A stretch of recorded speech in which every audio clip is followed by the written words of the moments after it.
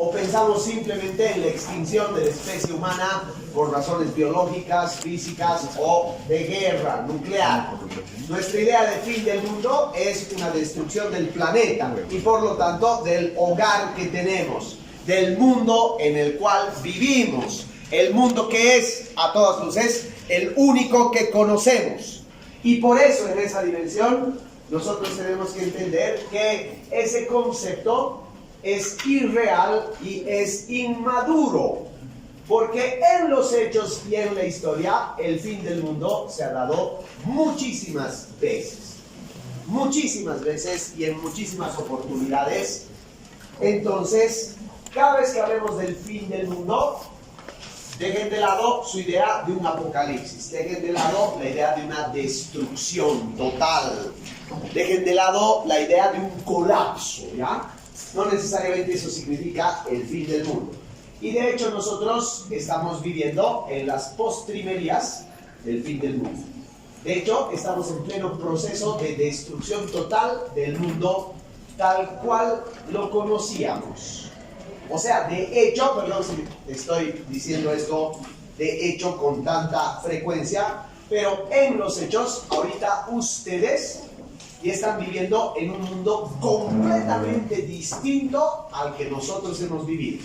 Y por eso hay tanto raye, como vamos a ver en otros temas, hay tanto raye entre mi generación con ustedes. Por eso mismo hay tanto problema ahorita intergeneracional. Así que, con esa introducción, queridos, tratemos de ver qué entender cuando hablamos del fin del mundo. Cuando hablamos del fin del mundo, significa que en el mundo van a existir cambios de paradigmas. ¿Qué es un paradigma? Un orden. En teoría, por ejemplo, un paradigma es una escuela del pensamiento que te da unas líneas bases. El paradigma del funcionalismo, el paradigma del marxismo, el paradigma del estructuralismo. Todos los autores se agrupan en torno a esos paradigmas y siguen esa misma línea para plantear distintas cosas. Pero si aplicamos este término paradigma al mundo, a la realidad, vamos a llegar a la conclusión de que cuando hablamos del fin del mundo, significa que caen las estructuras sobre las cuales se fundamentaba la sociedad. ¿Cuáles son esas estructuras? Uno, económicas. Por ejemplo, se puede dar un fin del mundo cuando pasamos de un sistema económico a otro.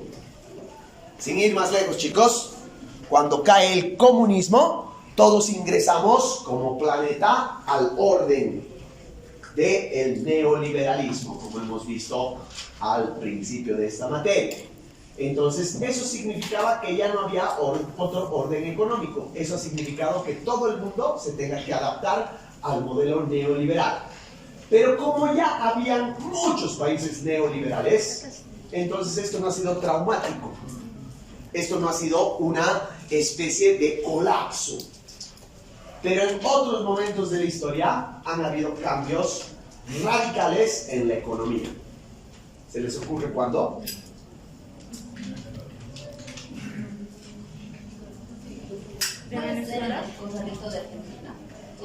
Más o menos.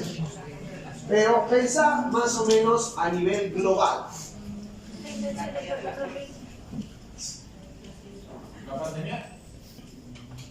Económicamente, ¿por qué? O sea, en términos económicos. Fácil, chicos. Por ejemplo, con la revolución industrial, hemos pasado de un paradigma que estaba basada en la fuerza laboral humana a un paradigma basado en la fuerza laboral de la máquina. Y la economía ha hecho añicos nuestros conceptos de la vida. La economía ha pasado de un lugar a otro, ha pasado de una economía a otra completamente distinta. La gente que estaba viviendo en la revolución industrial, al sentir esos efectos, ha dicho, puta, esto es el fin del mundo. Ha dicho eso, literal. Entonces, básicamente, al hablar del fin del mundo, hablamos de caídas en el paradigma económico, por ejemplo. O tal vez la caída de paradigmas en el plano político. El mundo ha entrado en un cambio de paradigma cuando Alejandro Magno ha conquistado todo el mundo conocido. ¿Por qué eso es una caída de un paradigma político? Porque Alejandro Magno ha llevado a todo el mundo un sistema democrático y la democracia ha cambiado las raíces y las bases de todas las sociedades hasta ese momento conocidas. Entonces, los egipcios no se han vuelto democráticos de la noche a la mañana, pero su faraón y su sistema de gobierno, cuando llega Alejandro, ha sido cuestionado desde los cimientos. Entonces ha habido una crisis.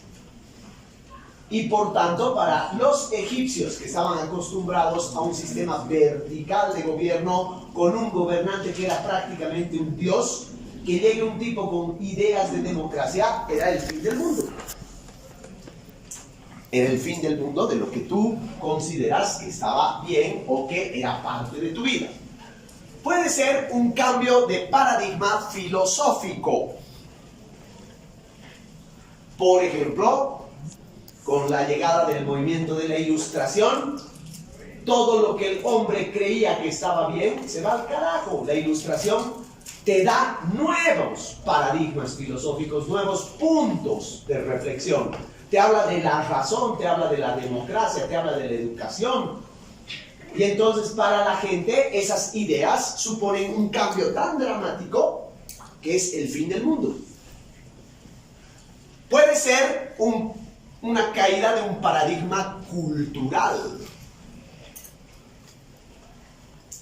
Otra vez en la Revolución Industrial, del paradigma cultural, sobre todo después de la Segunda Guerra Mundial, que estaba centrado en París y en Londres. De pronto el paradigma cultural está en Hollywood, está en los Estados Unidos. Y nuestra noción de la cultura, del arte, pasa de un lugar a otro. Entonces, por ejemplo, piensen, chicos, ¿no? ¿Qué habrá pensado un artista que tiene formación en la escuela clásica de París cuando de repente aparece el paradigma de un Hollywood que lo rompe todo? Ese artista dice, ¿qué es esta mierda? Esto es el fin del mundo.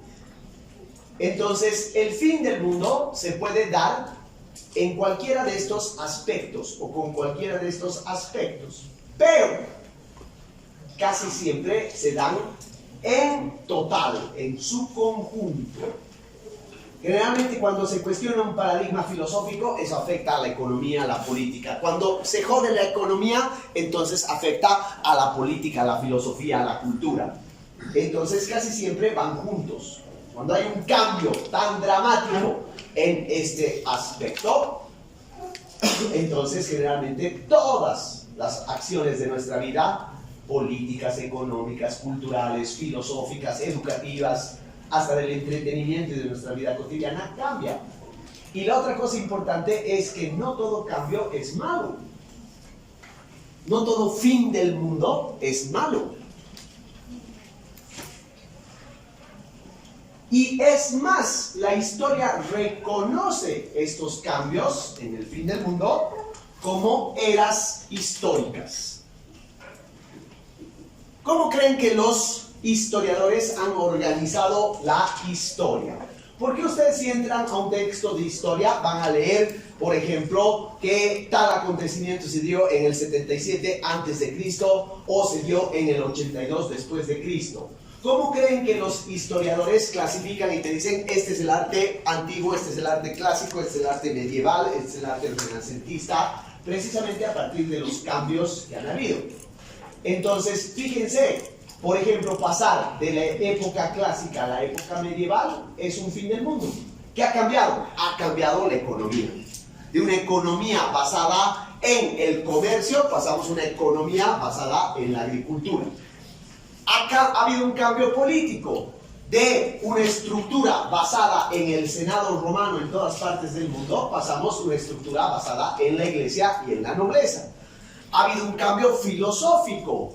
De una idea básicamente antropocéntrica traída por los griegos, pasamos a una idea teocéntrica, basado todo en Dios. Y ha habido un cambio cultural. en las letras, en las artes, en la música. Entonces, ¿qué ha pasado? Pasar de la época clásica a la Edad Media ha sido el fin del mundo. La Edad Clásica, como la conocíamos, se destruye por completo y poco a poco, y pasamos a otra era. Peor, porque la sociedad y el mundo entra en un sistema de pobreza, en un sistema agónico, en un sistema de dependencia con la iglesia. Por eso a ese momento le llamamos el oscurantismo. Pero cuando pasamos de la Edad Media al Renacimiento, otra vez todos estos paradigmas caen. De la Edad Media, un sistema feudal basado en la agricultura, volvemos a un sistema de un capitalismo reciente a través del surgimiento de las burguesías. Es un cambio económico. Es un cambio político, porque el rey y el papa van a tener menos poder y va a aparecer el gobernante, o lo que Maquiavelo llamó el príncipe. Y el príncipe va a tener que estar en contacto con la gente, y así el sistema político medieval va a colapsar. Va a haber un cambio filosófico, porque de esa idea teocéntrica vamos a pasar al humanismo renacentista, Erasmo de Rotterdam, que nos va a dar ideas acerca de cómo el hombre es el centro de las cosas y no Dios. Y va a haber un cambio cultural, porque de esos pintores medievales que no tenían idea de perspectiva, por ejemplo, pasamos a un Leonardo da Vinci que inventa la perspectiva, que inventa el esfumato, que inventa nuevas formas de apreciar el arte.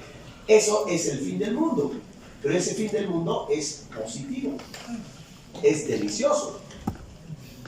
Entonces, básicamente, no hay que asustarse cuando hablamos de un fin del mundo. Siempre han habido, cada cierto momento hay. La revolución industrial pasa de la edad moderna a la edad contemporánea. La ilustración hace que pasemos del Renacimiento a la edad moderna. El invento del Internet ha hecho que pasemos de la edad contemporánea a el mundo globalizado. Entonces, estamos acostumbrados al fin del mundo como tal. Solo tenemos que aprender a leer las señales que nos da la historia, a leer esos cambios, a leer esas cosas que están afectando nuestro devenir. Por lo tanto, todo proceso de cambio, cuando cambian estos paradigmas, va a traer consecuencias. Y las consecuencias son que hay cosas que colapsan, que se destruyen, y hay cosas que, como se destruyen, se tienen que reorganizar, se tienen que reordenar. Entonces, es un cambio dramático que implica destrucción y, por tanto, va a implicar caos, va a implicar pánico, va a implicar destrucción, va a implicar a veces guerras, va a implicar enfrentamientos, pero siempre va a implicar cambio, transformación. Y por lo tanto, el hombre se va a ver en la necesidad de reorganizarse, reordenarse, reconstruir. Nosotros ahorita estamos viviendo en una época en que, para hacerlo gráficamente, digamos, esta es la era A. La era en la cual ha cambiado, o todos estábamos viviendo bajo un mundo ordenadito, con ciertos principios y ciertos valores bien fuertes, con una economía que ya estaba bien establecida, y estamos en camino a un punto B, que es un nuevo mundo. Pero resulta, no, estoy pasando clases. Resulta que, básicamente, en el trayecto de ir del mundo A al mundo B, recién aquícito, ha habido un hecho que lo ha cambiado todo. Y que ha hecho que esto se cuestione y diga, la mierda ya ha cambiado todo. Entonces, ahorita, a nosotros nos ha pasado esto. A mi generación. Ahorita, ustedes están aquí. Están en el proceso de ver cuáles son las consecuencias reales de este hecho. Recién estamos en un punto en que estamos sintiendo las verdaderas consecuencias de un hecho. Por lo tanto, queda todo este trayecto para que ustedes y nosotros, hasta que vivamos como generación, puedan dirigir las cosas para que el mundo B sea mejor que este, o en su defecto sea peor.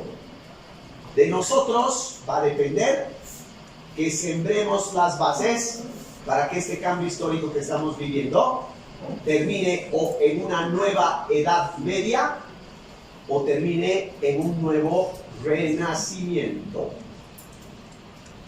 Y de hecho, a finales de los años 90, o sea, a finales del siglo XX, aproximadamente por el año 1998, concretamente en diciembre de 1998, la revista New York Times sacó una publicación que puso al mundo una piel de gallina terrible.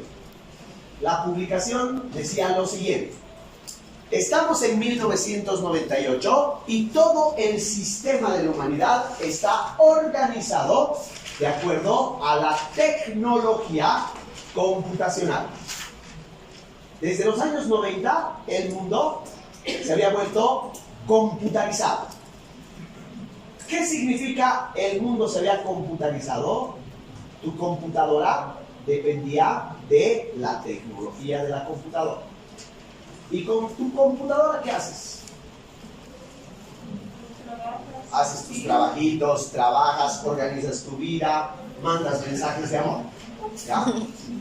Pero también computadoras va a haber en la alcaldía, que va a instalar las computadoras como que para que, por ejemplo, los semáforos actúen sincronizadamente de acuerdo a tu computadora. Computadoras van a tener todos los bancos que van a sistematizar toda la información a través de un orden computarizado. Computadoras va a tener toda la policía que va a tener que sistematizar en computadoras todos los registros a través de tu carnet de identidad. Computadoras van a tener todas las agencias inmobiliarias y computadoras van a tener todos los ministerios del gobierno que van a depender exclusivamente de la computadora. ¿Sí me entienden, ¿cierto? Entonces, el New York Times advierte y dice, resulta que si tú ves abajo en tu pantalla, en tu monitor, aquí, en la ventanita del Windows, aparece el reloj. Y el reloj dice 18 de diciembre de 1998. Porque está en un sistema binario. La fecha está marcada en un sistema binario. De aquí a un año, dice el New York Times, cuando llegue el año 99 y llegue el 31 de diciembre de 1999, cuando llegue las 12 de la noche, este relojito se va a resetear.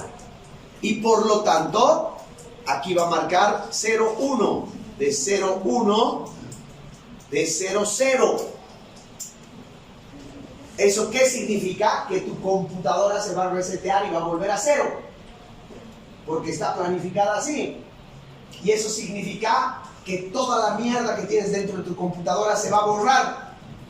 Y se van a borrar todos los archivos del banco, se van a borrar todos los archivos de la policía, se van a borrar todos los archivos del sistema penitenciario, se va a borrar todos los archivos que controlan los semáforos, los bancos, la economía del mundo, y se va a borrar tu computadora donde está tu trabajo de tesis y tu carta de amor.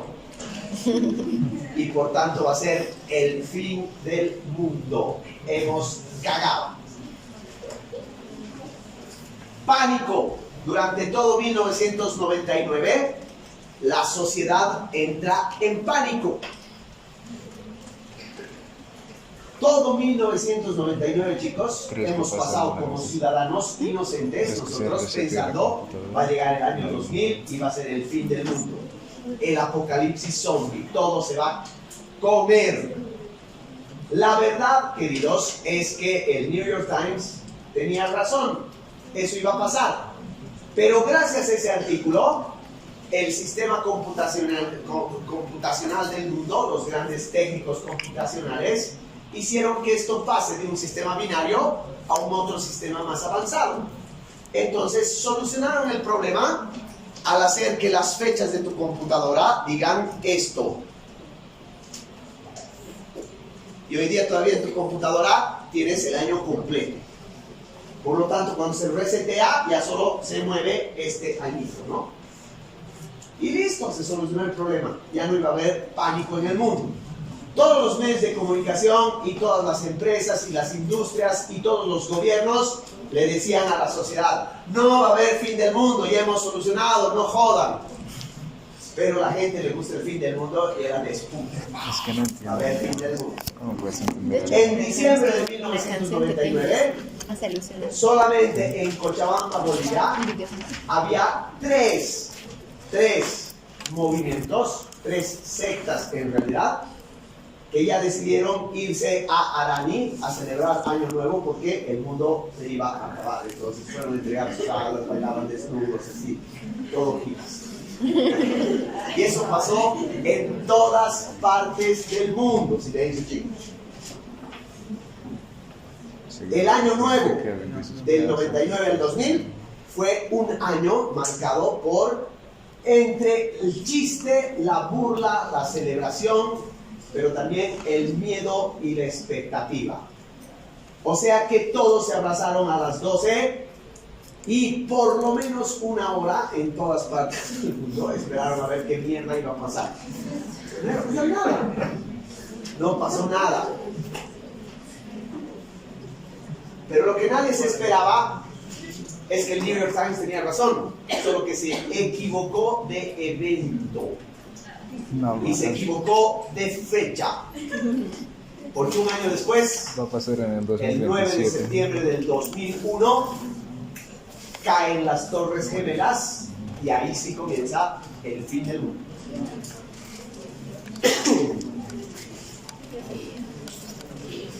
Cuando todo el mundo esperaba un cataclismo mundial informático, en realidad el cataclismo mundial fue absolutamente político. ¡Silencio!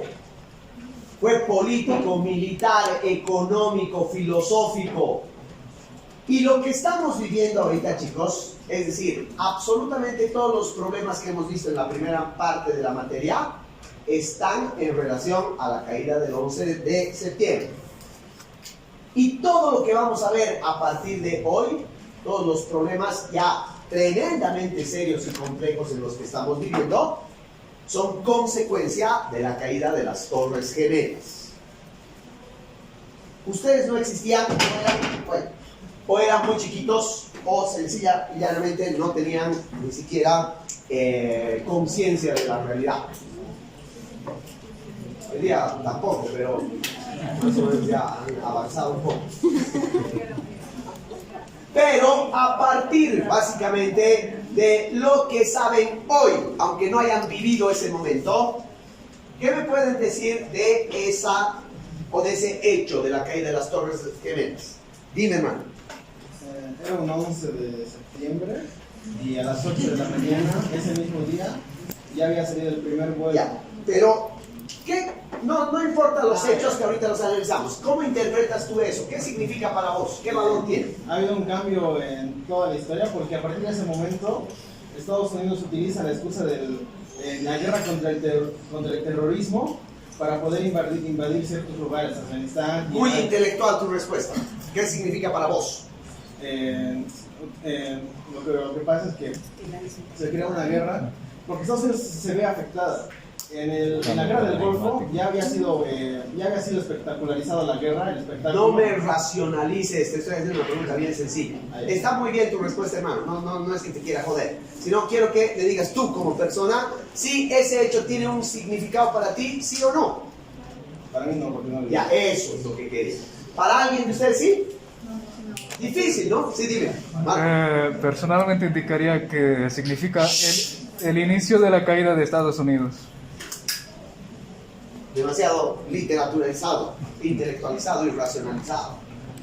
Para ustedes, dudo mucho que ese hecho tenga ningún significado por el sencillo hecho de que no lo han vivido. En cambio, para nosotros como generación, sí tiene un significado porque, como han visto, si es que han visto en el primer video que les he mandado, ese hecho ha sido tan dramáticamente inesperado que te ha roto toda la cotidianidad. Ahí estaban viendo a los chilenos en su programa de televisión hablando pelotudeces y de repente se interrumpe todo para ver cómo un avión se estrella contra una torre y nadie sabe qué hacer. Los ñatos no sabían qué decir, periodistas experimentados. Además que Chile es uno de los países que mejor forma periodistas. Son tipos entrenados para improvisar. Son tipos entrenados para tener una información impresionante. Pero ves a los chilenos ahí en pleno programa sin saber qué putas decirle a la gente por mostrarle unas imágenes que nadie se esperaba. Yo estaba en una reunión de trabajo y en la reunión en la que se iba a decidir el destino de mi empresa y el destino de la empresa a la que nosotros estábamos vendiendo publicidad, de pronto entra un cojudo ahí a decir, oye, no sé qué va a pasar en Nueva York, un avión se ha estrellado. A la mierda la reunión, a la mierda el destino de las empresas. O sea, básicamente, chicos, el impacto de las Torres Gemelas es un impacto que en principio, silencio, es visual. Y al ser un impacto visual, por primera vez hemos podido ver un hecho de esa naturaleza casi en vivo y en directo. El primer avión lo hemos visto en diferido, pero el segundo avión, estábamos escuchando las noticias, a ver qué está pasando, y así como en la televisión chilena, de pronto aparece otro avión y se estrella. Eso era inexplicable. O sea, ¿qué mierda está pasando? Se han caído las comunicaciones, se ha caído el sistema de control de aeropuertos, es un atentado terrorista. ¿Qué carajo es eso? Autoatentado. Ahora silencio, silencio, palabra, deja de hablar así, interrumpidamente. Al pasar esta situación, al generarse esta situación, entonces el mundo va a cambiar absolutamente todas y todos estos paradigmas. Vamos a analizarlo punto por punto para que no cometamos el error de decir cosas generales como, por ejemplo, esos malditos terroristas han hecho caer las Torres Gemelas, o tampoco generalidades como decir autoatentado. Esas cosas las tenemos que analizar con responsabilidad. 1. El 11 de septiembre del 2001, la caída de las Torres Gemelas es resultado directo de la Guerra del Golfo. Si los Estados Unidos no hubieran invadido Irak, si no se hubiera producido la Guerra del Golfo, este atentado no hubiera pasado. Entonces, cuando decimos que el resultado de las consecuencias de la Guerra del Golfo es la consecuencia, en primer lugar, de una invasión militar que después, durante años, permanece ahí en hostigamiento. ¿Quién aguanta tanta gente en tu país que no es tu gente y que te da órdenes y que está armada y que te puede matar? A ver, piensen estar acá en Bolivia durante años con el ejército chileno aquí, dándote órdenes, diciéndote cómo vivir. Los invasores son como los huéspedes, y los huéspedes son como el pescado. Al segundo día empiezan a apestar. Y obviamente después de tantos años, no se olviden que es el 92, hasta el 2001, la presencia de los gringos ya no solamente es molesta, sino es intragable. Segundo, esa molestia ante la invasión implica además una reacción ante el abuso. Una tropa invasora siempre es abusiva. Una tropa invasora siempre es una tropa que comete abusos contra la sociedad. 3. Es resultado, además, de una especie, si quieren ustedes, de resentimiento que ya no solo es en el Irak, sino es un resentimiento regional, ya les he dicho. O sea, los países vecinos de Irak, al ver la invasión norteamericana, se van a sentir solidarios con sus hermanos, con sus vecinos. Finalmente tienen la misma religión, finalmente algunos tienen hasta el mismo idioma, culturalmente son similares. Y por lo tanto la invasión de Irak va a generar un resentimiento, ya no solamente en Irak, sino en el resto de los países árabes. No, vuelvo a repetir, no en los gobiernos, sino en la gente, en el pueblo. En la gente que es solidaria con la otra gente. Y básicamente entonces esa consecuencia de la guerra del Golfo va a derivar básicamente en un descontento.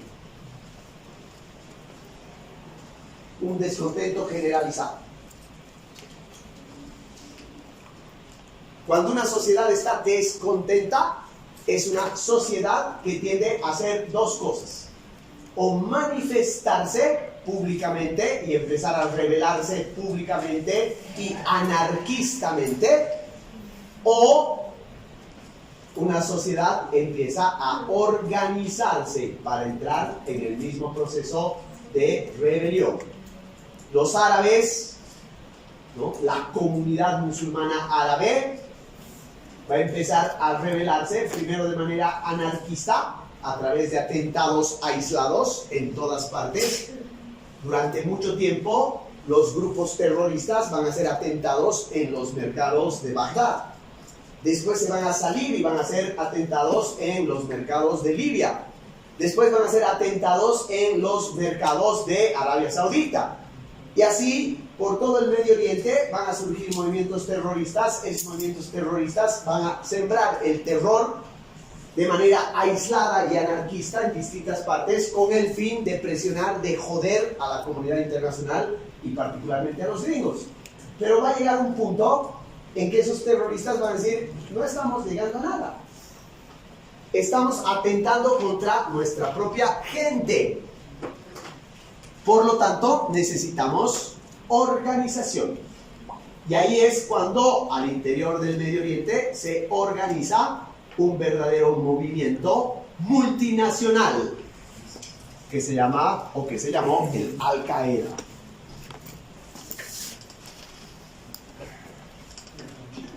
El Al-Qaeda es una organización terrorista formada al principio por gente proveniente del Medio Oriente, pero después va a tener gente occidental.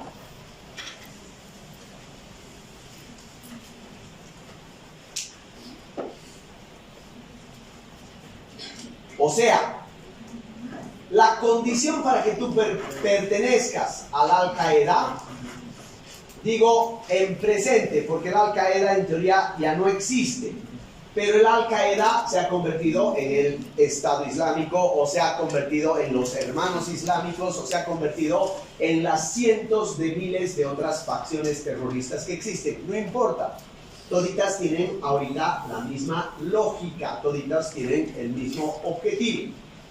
Entonces, se trata de organizaciones terroristas, chicos, que son absolutamente multinacionales. Es gente que ya no tiene territorio, es gente que tiene religión. Por eso son fundamentalistas de una religión. No importa si eres de Arabia Saudita, no importa si eres de Ghana, o no importa si has nacido en los Estados Unidos, si eres musulmán, entonces Alá te recibe en el seno de esta organización. Y eso es muy peligroso, porque eso quiere decir que el terrorismo había pasado del Medio Oriente a convertirse en una organización mundial, una multinacional.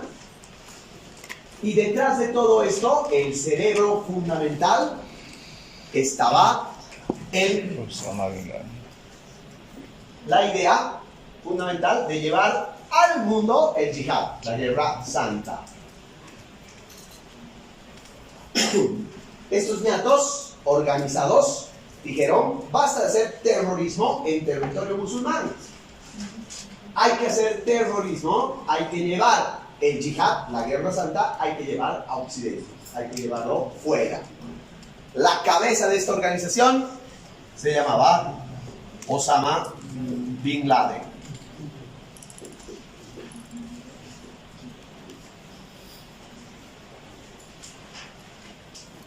Desde el año 95, Osama Bin Laden estaba en los registros del FBI, en los registros del MI6. ¿Saben lo que es el MI6? El Servicio de Inteligencia Británico. Estaba en los registros del Servicio de Inteligencia israelí. Todos los servicios de inteligencia del mundo sabían de la existencia de este tipo. Todos los servicios de inteligencia sabían de la existencia de la Al-Qaeda. Y le dijeron, el MI6 le dijo con el Mossad, que es el Servicio de Inteligencia israelí, fueron a hablar con el presidente norteamericano y le dijeron, esta información tenemos, estos ñatos están planificando algo, el 95, chicos. Estos tipos están planificando un atentado, no sabemos cuándo, ni sabemos cómo, pero ojo al charque. Y los Estados Unidos se cagó. Denle la información al FBI, el FBI lo archivó y dijo, me cago. Nunca investigaron, estaban más preocupados por otras cuestiones políticas que en ese momento tenían más impacto, como por ejemplo la lucha contra el narcotráfico. Entonces, básicamente, no es que se desconocía esto, se sabían, pero nadie le tiró pelota. Si son cultos me van a decir a quién les hace recuerdo.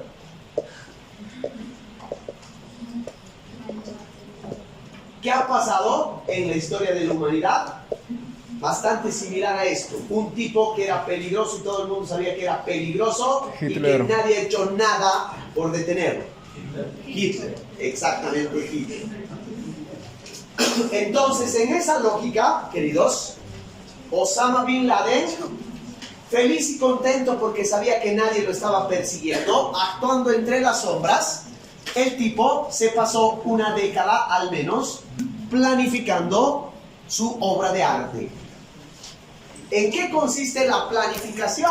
Para que se den cuenta del operativo. Uno es buscar financiamiento. ¿Cómo puedes hacer un atentado de esa naturaleza sin plata? Ahora piensen nomás que el atentado a las Torres Gemelas han sido 5 atentados. 5 atentados, no ha sido uno. 2 han ido directamente a las Torres Gemelas, al World Trade Center. 1 ha caído en el Pentágono. Y otro estaba yendo a Washington. Y si no fuera por los tripulantes del avión que han entrado a la cabina donde estaban los terroristas y han logrado que el piloto se desvíe un tanto, ese avión iba directamente a estrellarse a la Casa Blanca. O sea, se ha estrellado 300 kilómetros antes de llegar a la Casa Blanca. O sea que son 4 aviones que han sido secuestrados y que en un momento determinado han actuado sincronizadamente para que en un solo día 4 aviones comerciales hagan atentados. Piensen esto en términos de plata. ¿Cuánta mierda ha costado eso? ¿Cuántos millones ha costado eso? Piensen cuántos millones ha costado planificar ese atentado. ¿Qué pregunta deberían hacerse ahora? ¿De dónde mierda salió esa plata? ¿Qué terrorista o qué revolucionario tiene esa cantidad de dinero? Necesariamente esta plata ha tenido que provenir de gobiernos, de empresarios, de financistas, de organizaciones.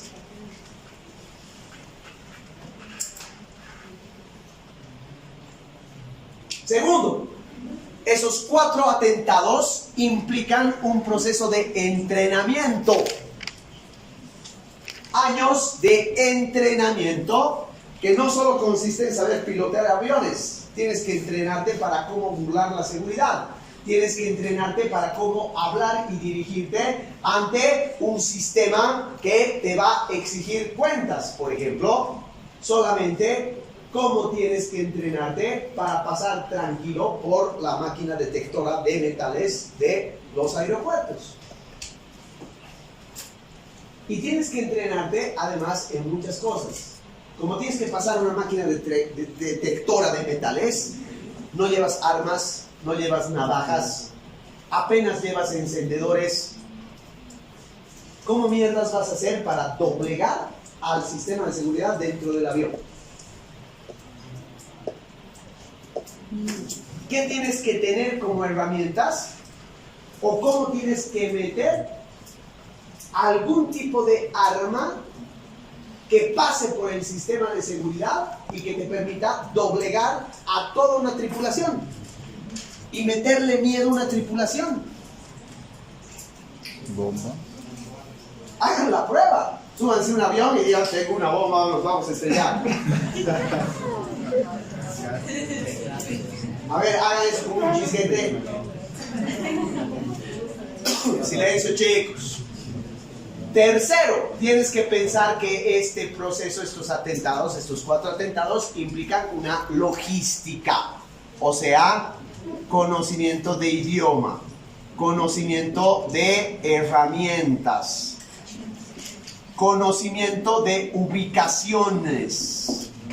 El tipo que ha estrellado en la primera torre gemela nomás, tiene que tener un cálculo tan preciso y tan perfecto de lo que está haciendo para lograr chocarse contra una torre gemela. Probablemente aprender a manejar un avioncito no sea tan difícil, te llevará años. Pero aprender a tener la precisión para chocarte con un blanco fijo, eso lleva más años. Entrenamiento, lectura, logística. Además que tienen que pensar que cuando ustedes planifican una de esas cosas, necesariamente tienes que tener un plan B. Si algo de los que has planificado no te sale milimétricamente, tienes que aplicar un plan B. Y eso es otra huevada, otra logística, otra planificación. Y finalmente, hay que pensar cómo han hecho estos netos para desmantelar un sistema de seguridad que se supone que era el mejor del mundo. Primero, ¿cómo han hecho para burlar durante tantos años al FBI? ¿Cómo han hecho para entrenar pilotos sin que el sistema norteamericano de seguridad se dé cuenta? ¿Cómo han hecho para pasar los sistemas de seguridad en el aeropuerto? ¿Cómo han hecho para conocer exactamente los itinerarios de los aviones que por sistemas de seguridad no los hacen nunca públicos? ¿Cómo han hecho para infiltrar los sistemas de la compañía aérea? ¿Cómo han hecho para distraer al público en torno a lo que iba a acontecer? No están hablando, chicos, de un atentado aislado. No estamos hablando de un acto de un anarquista que a nombre de Alá se ha tirado contra una torre. Estamos hablando de un sistema de planificación extraordinariamente complejo y extraordinariamente caro. Por eso es que el periodista chileno, cuando ve el segundo avión, lo primero que le ha pasado por su cabeza ha sido esto. Y por eso se ha quedado mudo. Porque ¿cómo mierda te puedes imaginar que el país más seguro del mundo pueda haber dejado de lado todo esto y que se hayan estrellado contra sus dos símbolos del poder? Porque las Torres Gemelas representaban el símbolo del poder norteamericano. Por algo se llama el centro de la economía mundial. Entonces, chicos, la caída de las Torres Gemelas es un shock. es una cosa que no tiene una explicación que te permita tener básicamente una reacción. O sea, a la humanidad hasta el día de hoy le choquea pensar cómo ha podido pasar esto. Sí. Y hasta ahora no se sabe, digamos, ya pasó varios años, yo creo que... Claro, hasta el día de hoy el FBI ha cerrado sus archivos y nadie sabe nada. Lo más probable es que por vergüenza, para que no caiga toda la estructura del FBI. Hasta el día de hoy la Casa Blanca ha cerrado todos los archivos y nadie sabe absolutamente nada. Hasta el día de hoy esta mierda es una especulación y un misterio a tal punto que hay gente que dice autogolpe o autoatentado. No, Alicia podría ser, digamos. Claro, todo puede ser. Tampoco el hombre ha llegado a la luna, seguro. Entonces, eso es lo que se llama las teorías de la conspiración. Silencio. Entonces, en esta lógica, lo que asistimos, lo que vimos y lo que ustedes tienen que tener presente es que se trata de un hecho sin precedentes en la historia de la humanidad. Por eso es choqueante. Y el shock se manifiesta además en las pérdidas humanas, en las pérdidas económicas, en las pérdidas tecnológicas, en las pérdidas de la economía internacional.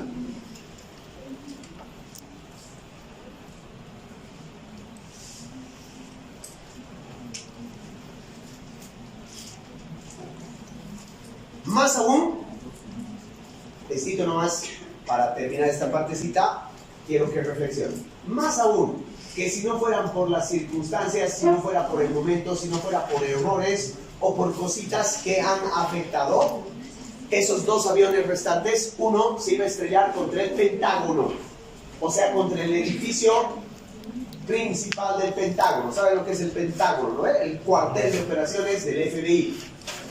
O sea, donde está toda la seguridad militar y absolutamente todos los secretos de Estado. Imagínense que el avión haya hecho bien su cálculo y en vez de tirarse en la pared externa, haya entrado por unos centímetros y se haya tirado contra el edificio. E imagínense que la gente no hubiera tenido tantos huevos como en los otros tres, de en el cuarto avión rebelarse contra los terroristas y que el terrorista se haya podido estrellar en la Casa Blanca. En ese momento, Estados Unidos hubiera colapsado, pero al segundo día. ¿Sí? Fallas de cálculo. Eso demuestra que Dios es más grande que Alá. O sea, realmente es una cuestión de mucha, silencio chicos, de mucha concha para unos y de mala concha para otros. En otras palabras, Osama Bin Laden podía haber destruido al imperio más poderoso del planeta él solito con 4 aviones, sin necesidad de una guerra. Y podía haber pasado. ¿Qué nos interesa a nosotros en el área de las ciencias sociales y en el área de la comunicación? Nos interesa ver y analizar las consecuencias de este hecho en términos sociocomunicacionales.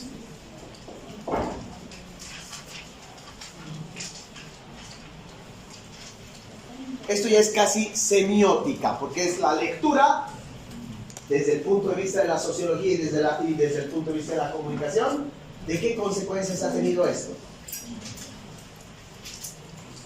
En el segundo video hay una de las imágenes más significativas de este momento. Mientras la segunda torre está ardiendo y cuando ya está confirmado que hoy hay un tercer avión que se puede estrellar contra el Pentágono, el presidente de los Estados Unidos, George Bush, otra vez, pero esta vez el hijo, no el padre, George Bush hijo, está en un colegio, en una actividad política con niños. Entra su guardaespaldas y le dice, América está bajo ataque. ¿Cómo han descifrado eso? Porque han leído los labios del tipo que le dice eso. ¿Qué ha hecho George Bush, presidente de los Estados Unidos? Se ha quedado con su cara de cojudo un rato y después ha leído cuentitos con los niños. Le valía. Era un retrasado mental. Difícilmente eres un presidente norteamericano retrasado mental, porque básicamente, ¿no?, el nivel de formación que tienen esos gran putas, aunque yo los odio, es extraordinario. Mínimo tienen doctorado en Yale. Pero los ñatos, y lo que hizo George Bush básicamente fue dejar a su nación en silencio. El error de Estados Unidos es que no respondió al instante, y por eso a nivel mundial nadie tenía información. Otra vez les pido que vean de nuevo esta noche, cuando tengan tiempito, otra vez vean el programa chileno, porque ese video es bien, porque es justo en ese momento que se está dando. Entonces los periodistas están ahí tan rayados que cuando la ñata presentadora dice, uy, ha habido otra explosión, Otro ¿no?, accidente. se está incendiando otra torre, debe ser un accidente. El otro periodista la hace callar, prácticamente le dice, cállate pelotuda, ha sido otro avión. Entonces no debe ser esto casualidad, debe ser atentado. Ese lapsus que en esa época, chicos, era motivo de carcajada. Ahora ver a los periodistas equivocarse es lo común, pero antes y más en una televisión chilena, eso era realmente entrar en el fin del mundo. El periodista no se podía equivocar. En las escuelas de periodismo te enseñaban que el equivocarte era causal de despido. Entonces, eso que pasa en Chile pasa en todas partes del mundo. Pero sobre todo pasa en los Estados Unidos cuando un gobierno es incapaz de reaccionar. Recién en la tarde, tímidamente, el gobierno manifiesta y declara: creemos que se trata de un atentado. Y recién en la noche confirman el atentado, cuando Osama Bin Laden ya se había atribuido el atentado. Creemos que ha sido un atentado, y Osama Bin Laden declarado en la clandestinidad. ¿Cuál creemos, cojudo? ¿He sido yo? Entonces confirmamos, ha sido un atentado. Hay imágenes, a ver, ustedes que son hackers y piratas, busquen.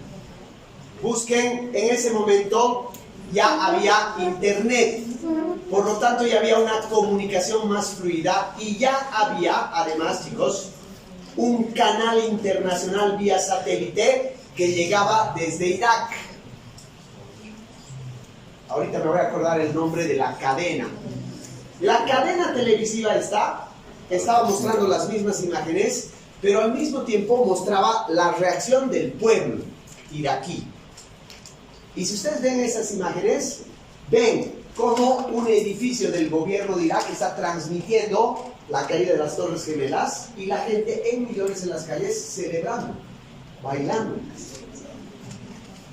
No he podido encontrar, pero es impactante esa diferencia que te estaba mostrando evidentemente que el mundo estaba en guerra y que estábamos volviendo una guerra sin precedentes en la historia de la humanidad. Ahora bien, el silencio del gobierno, la duda del gobierno, la vacilación del gobierno norteamericano va a hacer obviamente que la sociedad se sienta indefensa. Eso quiere decir indefensión. Hay un sentimiento de que dices: puta, mi gobierno no me dice nada, no me está explicando qué carajo me está pasando. Entonces, si cualquier terrorista puede entrarse y tirarse el símbolo de nuestro poder, entonces, ¿en qué país estoy viviendo? ¿Dónde está mi gobierno? ¿Dónde está mi ejército? ¿Dónde está mi sistema de seguridad? ¿Dónde está la CIA? ¿Dónde está el FBI? Básicamente, ese sentimiento de indefensión va a derivar en especulación. Los medios van a especular. El Internet, ojo, Internet todavía, no había redes sociales, por lo tanto tampoco era tan instantáneo. Solo tenían acceso a los que podían pagarse Internet. Y aunque ya estaba bastante generalizado en países como el nuestro, por ejemplo, era bastante restringido. No había en primer lugar ni teléfonos celulares con megas, no podías ingresar al Internet por tu celular. O sea que solamente podías ingresar al Internet vía modem en horarios determinados en tu casa y vía computadora. O sea que tampoco crean que la información era tan inmediata. Y lo mismo pasaba en Estados Unidos, no estaba desarrollado. Entonces la información se vuelve confusa, se empieza a especular, empieza a entrar la sociedad norteamericana y por ende el resto del mundo en una situación caótica por la desinformación. Desinformación, ausencia de información verídica, real, confiable.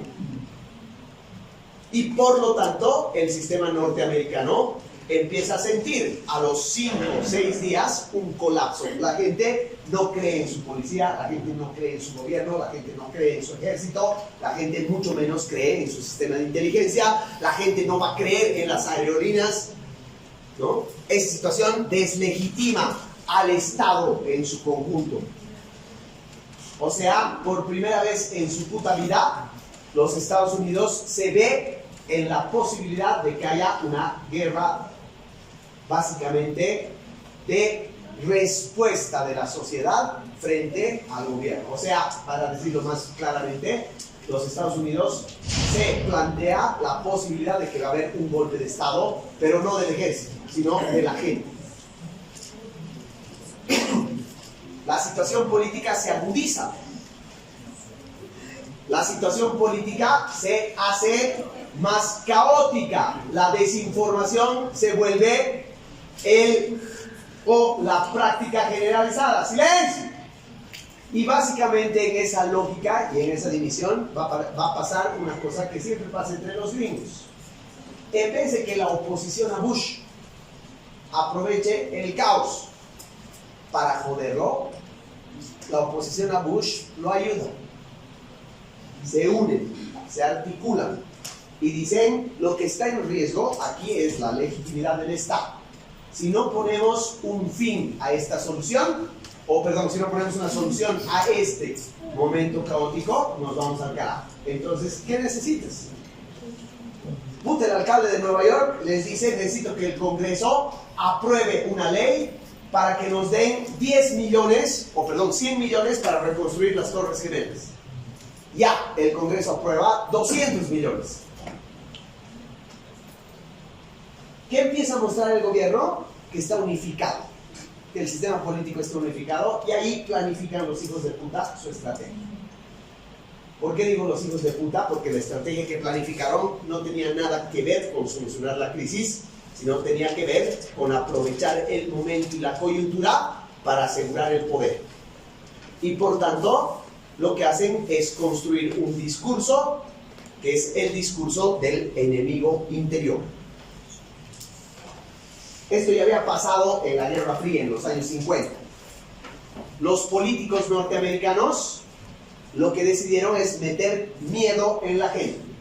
Y le decían a los norteamericanos: tu enemigo es el comunista.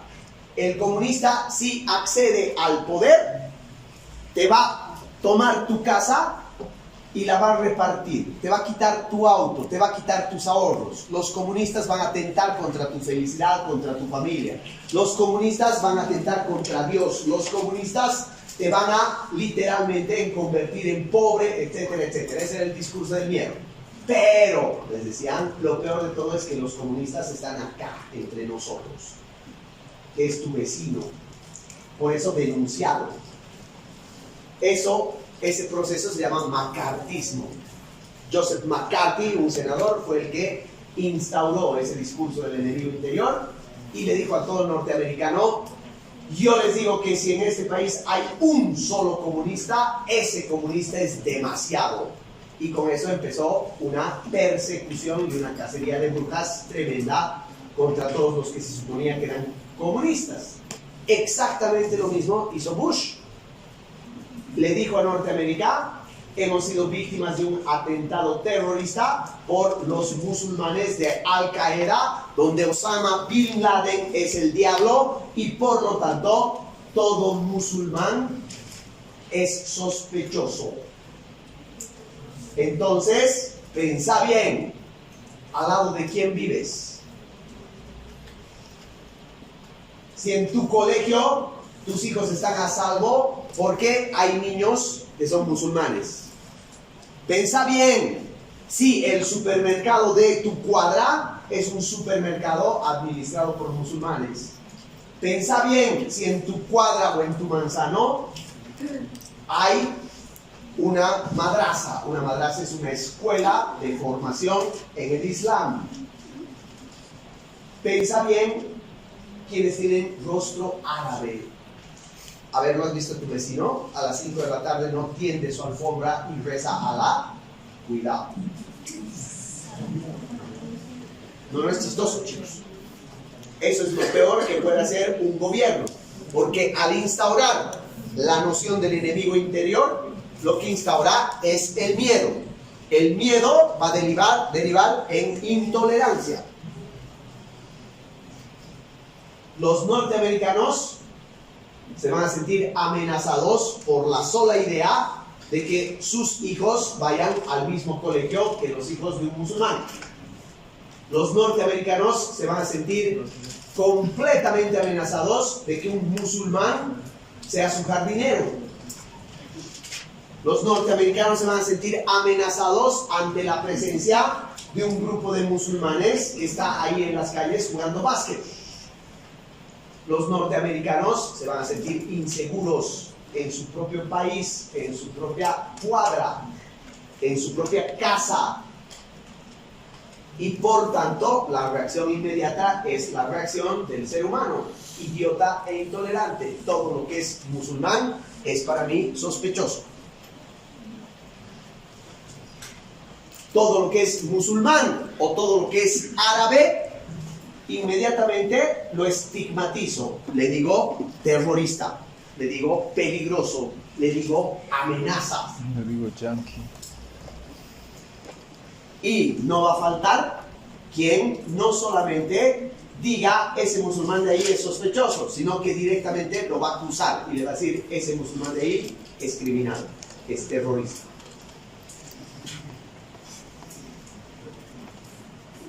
Según Stanley Cohen, ¿qué se llama esto? Pánicos morales.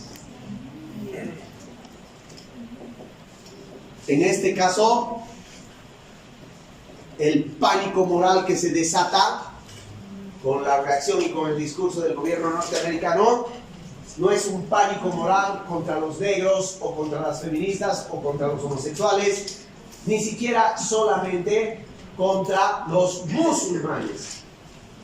Es una reacción contra todo lo que tenga apellido compuesto, contra todo lo árabe, contra todo lo que provenga de ahí. Y no importa que tu vecino, su abuelo haya sido un migrante que viene de Irán y que él ha nacido en Estados Unidos, ha vivido toda su vida en Estados Unidos, que tiene una formación norteamericana, que es doctor en leyes en la Universidad de Harvard. No importa eso, su abuelo ha sido árabe. Este cabrón es criminal. Este es peligroso. Eso, chicos, no se necesita un proceso largo. En cuestión de meses se crea. En cuestión de meses.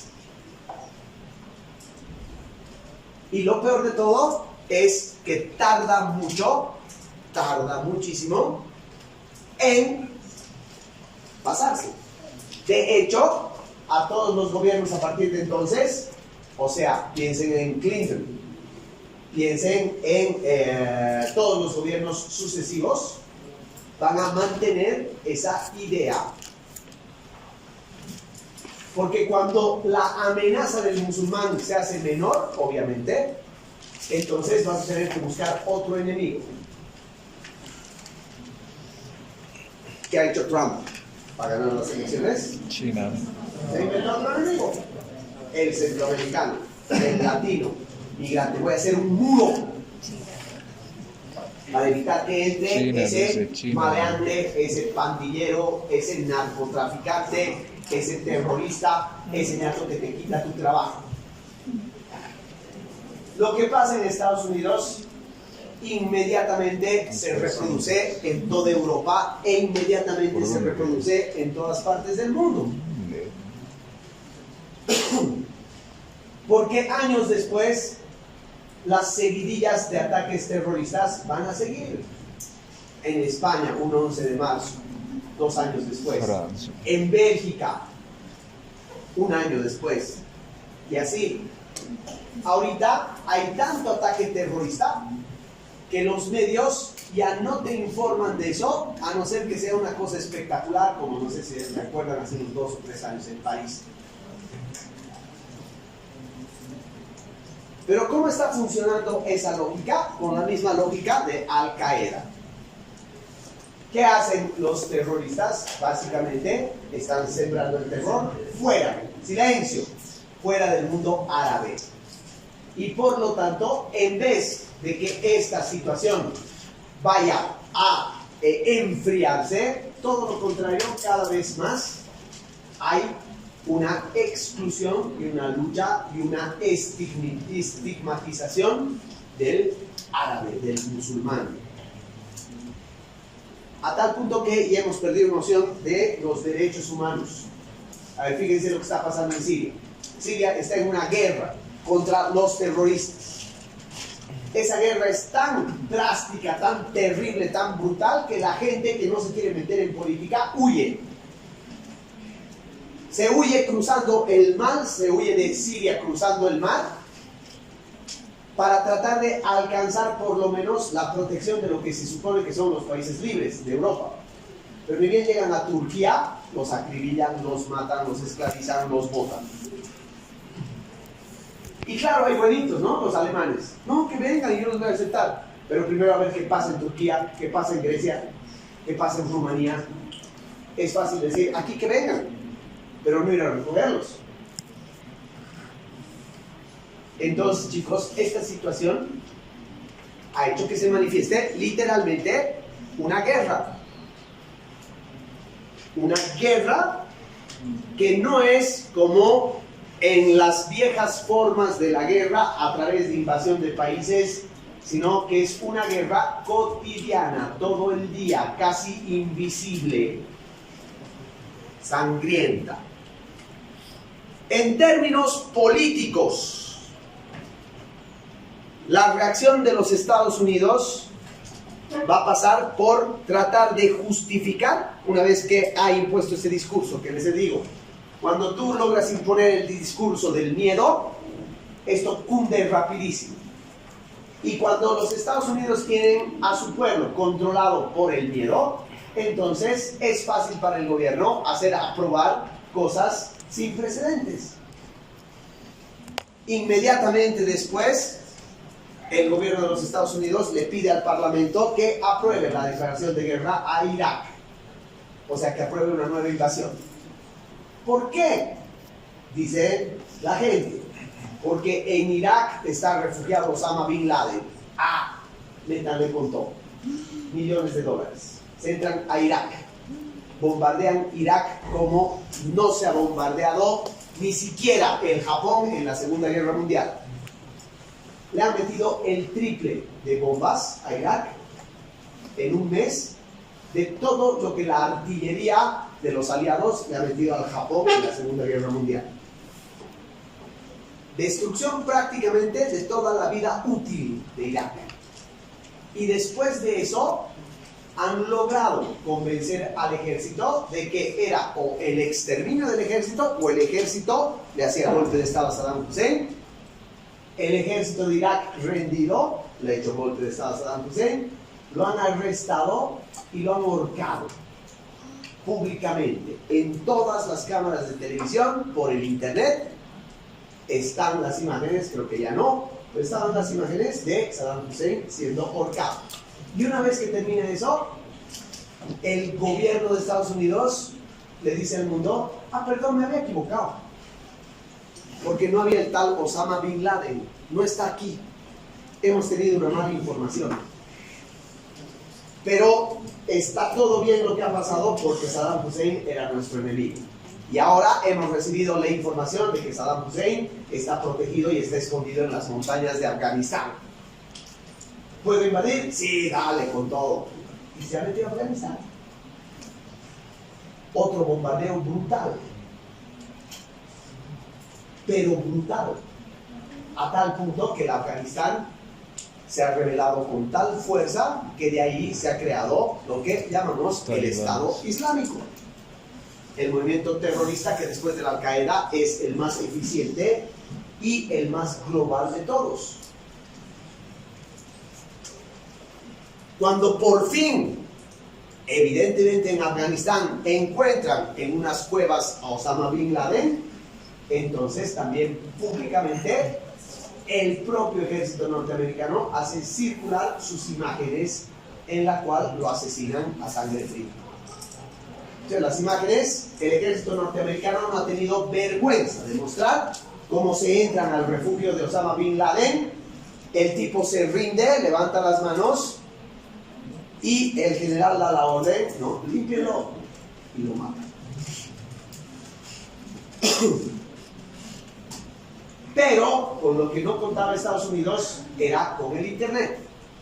Y al igual que ya la cadena iraquí empieza a transmitir los horrores de la guerra y llegan a más gentes, también se filtran por el internet fotos en una prisión norteamericana que hay en Cuba, que se llama Guantánamo. Esto es Cuba. Cuando Cuba ha hecho toda la revolución, no ha podido quitarle a los gringos una partecita aquí. Esta partecita de Cuba sigue bajo el control norteamericano, se llama Guantánamo. ¿Qué han puesto ahí los gringos? Han puesto toda una fortaleza militar. Y en esa fortaleza militar, que es una prisión al mismo tiempo, los hijos de puta de los gringos llegaban al Irak o al Afganistán y a todos sus prisioneros los llevaron a Guantánamo. Esos prisioneros, el 90% era gente de la calle, no eran del ejército. Pero en Guantánamo se filtró el escándalo, esto sí que ya no hay en el internet, se han tirado toditas, pero sí hay como información, busquen.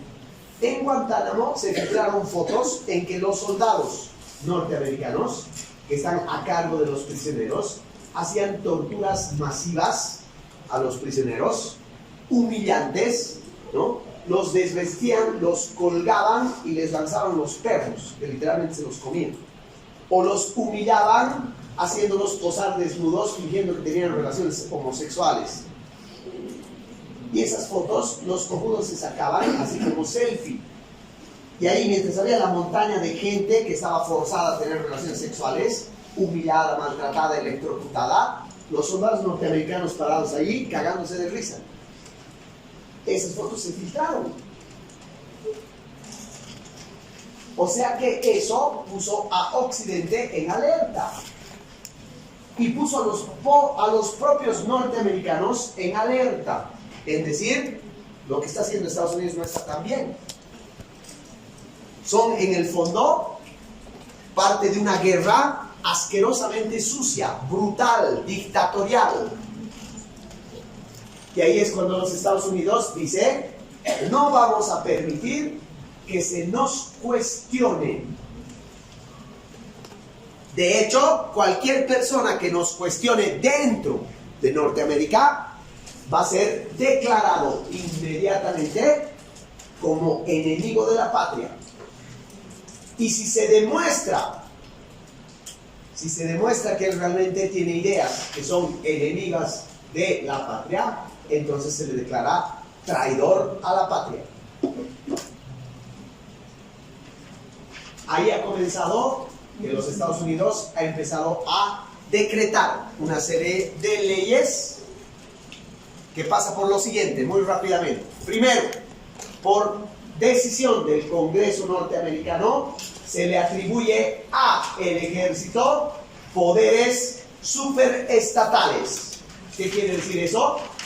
Que si el ejército cree que la sociedad está siendo amenazada o que está viviendo una amenaza terrorista, inmediatamente el ejército asume el poder. Por ley, en Estados Unidos ahorita, el ejército está autorizado para hacer golpe de Estado. Por ley. ¿Eso qué quiere decir? Que si un presidente se lleva mal con el ejército se inventa un caso terrorista y dice, por la Constitución le permite tomar el poder, señor presidente, gracias, hasta luego, lo vamos a llamar cuando usted quiera. Por ley en Norteamérica, la cuna de la democracia. Segundo, el ejército tiene, por decisión del gobierno, es la única instancia del gobierno que tiene garantizado el aumento anual de su presupuesto, que no es un 10% más, sino que es el triple. Por lo tanto, el ejército se ha convertido no solo en el poder político más importante, sino en el poder económico más importante de Estados Unidos. Hasta el día de hoy, hasta ahorita. Piensen así. En Bolivia, la única institución que tiene garantizada su jubilación en 100% es las Fuerzas Armadas.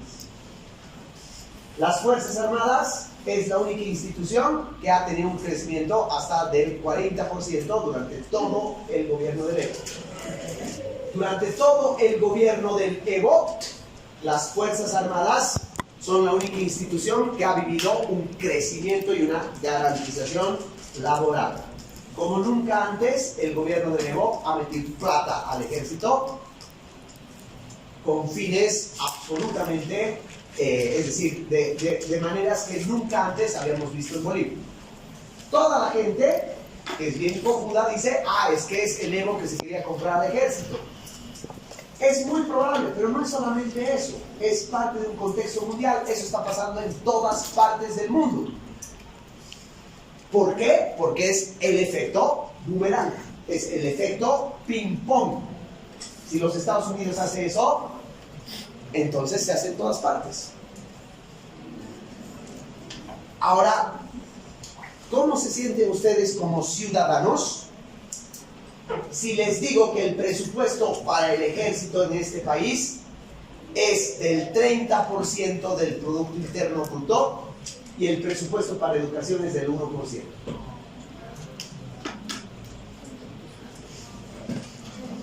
Tendrías que ser muy cojudo para no imputar, pero resulta que a la mayoría de la gente le vale ver. En los Estados Unidos, aquí o en Checoslovaquia, que los estados de manera tan cínica estén dando tanta plata a los ejércitos, a la gente le vale, y no solo le vale, sino que además está de acuerdo porque se siente segura, se siente que lo están protegiendo. Este es el temita, aquí lo vamos a dejar, pero no hemos terminado, ¿ya? Consecuencias que los Estados Unidos determina a raíz de la caída de las Torres Gemelas van a ser consecuencias mundiales y que están dirigidas a que la gente pierda sus libertades y la gente se está sintiendo chocha de perder sus libertades.